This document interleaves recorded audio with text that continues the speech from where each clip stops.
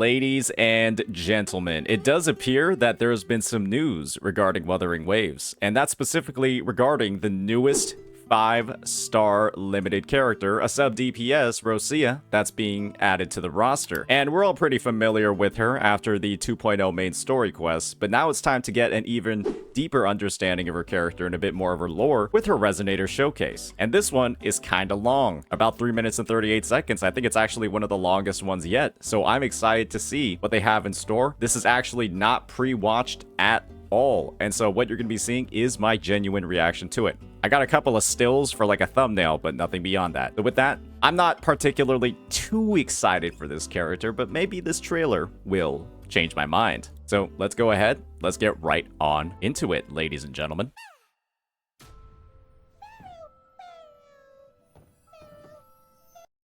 So I think the first thing right off the bat is that Pero has subtitles, and I think one thing that we noticed across 3.0 and the main story quest was that we didn't ever actually hear what they were saying. Roccia would kind of translate for us. I'll turn the volume back up really fast.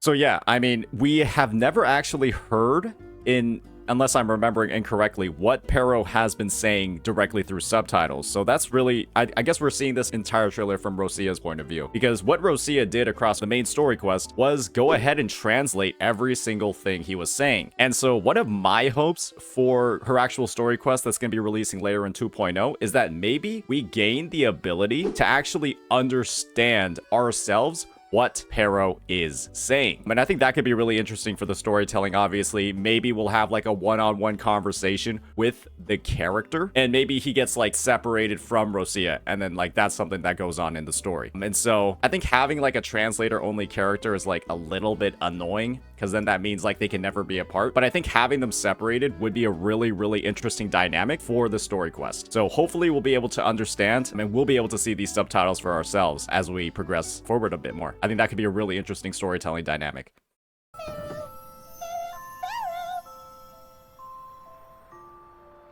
So clearly seeing like a close bond. The light touches will be yours. Gaze all around on a realm of pure. Why is Pero looking kind of thick? Why they have to draw Pero like that? What's going on here with the curvature of their body? That's kind of crazy, not gonna lie.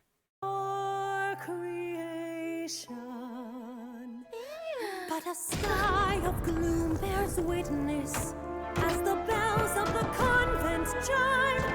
All you once had made is proof now of your crime.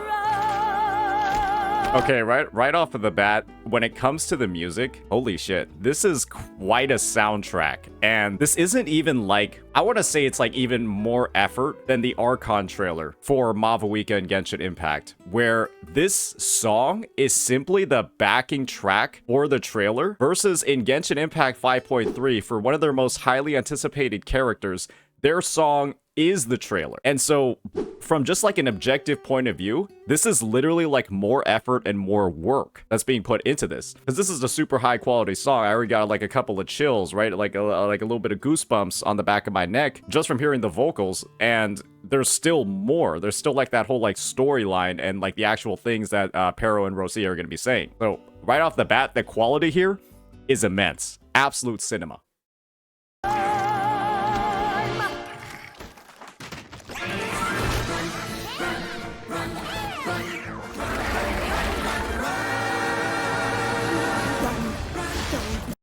That's a new enemy type. I actually don't think those are echoes that are available to farm. I don't think those are echoes that we've ever seen before, right? I might be completely wrong about that, but I don't think I fought walking paintings with mouths that eat people. But it is weird to introduce a new enemy mid-patch. Or maybe they're just teasing it early and it's in 2.1. Got no destination. Run, though you might not get away. You can only guess how far your feet will go. But This is so Disney, it's insane. I mean, Guys, the amount of nostalgia that I'm getting just from this trailer, and obviously the fact, right, that Roccia is like confirmed as a kid, it's a vibe. And it's a good vibe, not like a weird vibe, because it just reminds me of like all of those scenes back in the day. There's like a bunch of, you know, musicals that were released in the early 2000s and the early 90s, and it's an incredible throwback. And so I can definitely see what the appeal of this character is from that perspective, for sure. Oh, okay, yeah, Pero's a bit of a freak. Holy shit, that actually looks pretty cool. What happens? Yes, you know what happens if you stay.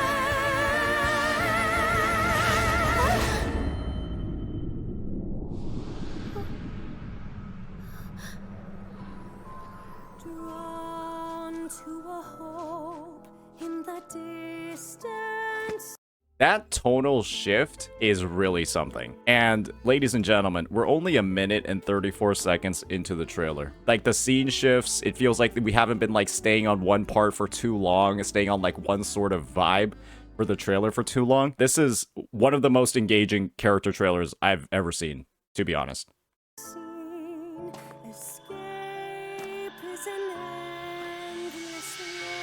Okay, well clearly these guys are like dying. They're getting farmed.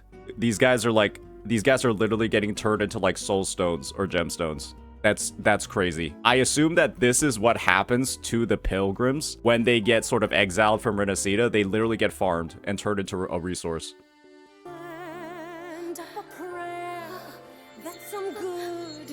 Oh, and now she's getting farmed too. Okay, this has gotten dark real quick. This has gotten real dark real quick, actually. This might be a throwback to what happened when Roccia became a pilgrim, because obviously that's what happened to her. That's why she's in the Fool's Troop, and maybe this was something that was actually about to happen to her. Hopefully, I don't think it actually happens because she's playable, right? And I don't think a gemstone is supposed to be playable. Oh, Mr. Stark, I don't feel very good. Mr. Pero, I don't feel very good. But the final die is cast.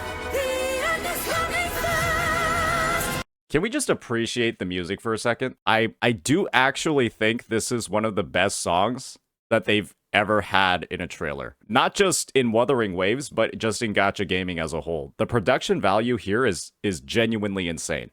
Let's just play that back one more time so we don't miss like the. I assume this is like the best part. But the final die is cast. The end is coming fast.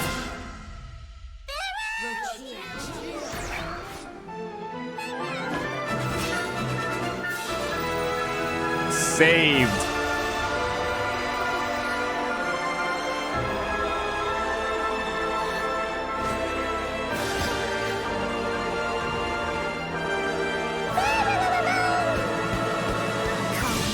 There's a rebel anthem rising. Come, join the ranks and storm the stage.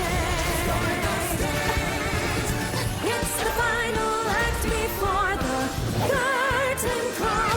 Let that dance keep going. Paint on canvas flowing. Let the song keep rolling. Okay, I'm going to be honest. This might actually be the best character trailer I've ever seen. Because one thing I noticed in Carlotta's trailer is the fact that it doesn't really display any of her actual skills. It doesn't display like a lot of her moveset. It doesn't, but in this trailer over here, I know exactly what Roccia is doing, and I know she can do those exact same things in-game. I know that she can do those exact same things in-game. It had the part where she's like fucking... It had the part where Pero's doing the AoE attack. She does this in-game. I don't think Pero will literally like punch something one-on-one, but there's the charged attack that charges her Forte circuit. Obviously the Mamma Mia part. The Mamma Mia part's right here, and it literally is showing the visual effects from in the game. And then this is her ultimate. This is literally her ultimate. And so the way that they've been able to weave in her entire moveset into the trailer while making it like fit in with the music, fit in with the theme, and you know, it's in sync with the animation of the enemies. From like an objective viewpoint of displaying every single part of her kit, how she actually plays, and what these two do together on the battlefield, this objectively might be one of the best ones I've seen. And it doesn't even look like in-game footage either. It looks like rendered out-of-game footage that's like higher quality, but it's still displaying everything that she does perfectly.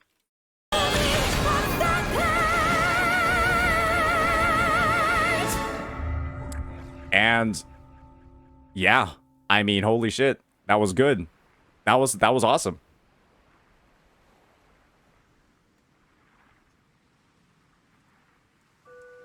And now we've got the whole, oh, these are all the dead people. Oh no, what's she gonna do with them?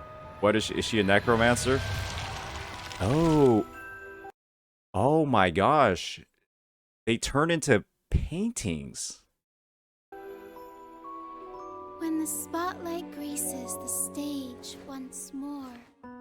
Why is Brant in there though? He's still alive. Bro is 1000. Bro is supposed to be playable next patch. Why is he in here? What's going on over? Like, why are they both in the painting if those are supposed to be the dead people? Maybe it was the OG Fool's Troop and they're all deceased. Oh dear.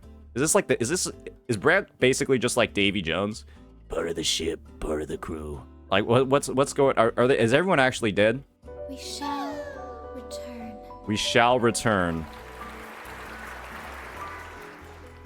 Okay, that was a crazy note to end the trailer on. I do believe there's like an obvious reason for the symbolism of people turning into gemstones, but now the people are turning into paintings, and then we have Brant and Roccia in the painting as well. That's interesting, and I think it's an amazing finishing touch to the trailer. It answers a lot of questions, right, about the character, but also introduces new ones that gets us excited for her story quest. And from like just an objective perspective, right, everything that I saw in this trailer, it is one of the best ones I've ever seen for displaying the character. The only thing about that is, right, I don't think Roccia in general is going to be the most popular character, right? Just from like a visual design perspective, you know, she's like a little kid, and as well from like a meta perspective. But I would have to say from the work and like the storyboarding and all that stuff that they put in, this quite literally is, I think it's actually a little bit better than Carlotta's. I think it is actually better than Carlotta's, but I think Carlotta is a better character. That's my opinion on it. Maybe I'll have a different viewpoint after doing the story quest. Maybe Roccia will just be the best one ever. But that's kind of like that's my take on the two character trailers. And, you know, all this means is that they're progressively getting better with each iteration of the story. I'm super excited for what we're going to see in 2.1 with Brant and Phoebe, knowing that this is the quality that they've already put into the releases for 2.0. So overall, fantastic job. Obviously, I am going to be pulling the character, but this just gives me more incentives too, because that was, again, one of the best trailers I've ever seen. And the music, chef's kiss. Amazing. So with that, let me know what you all think. Peace out.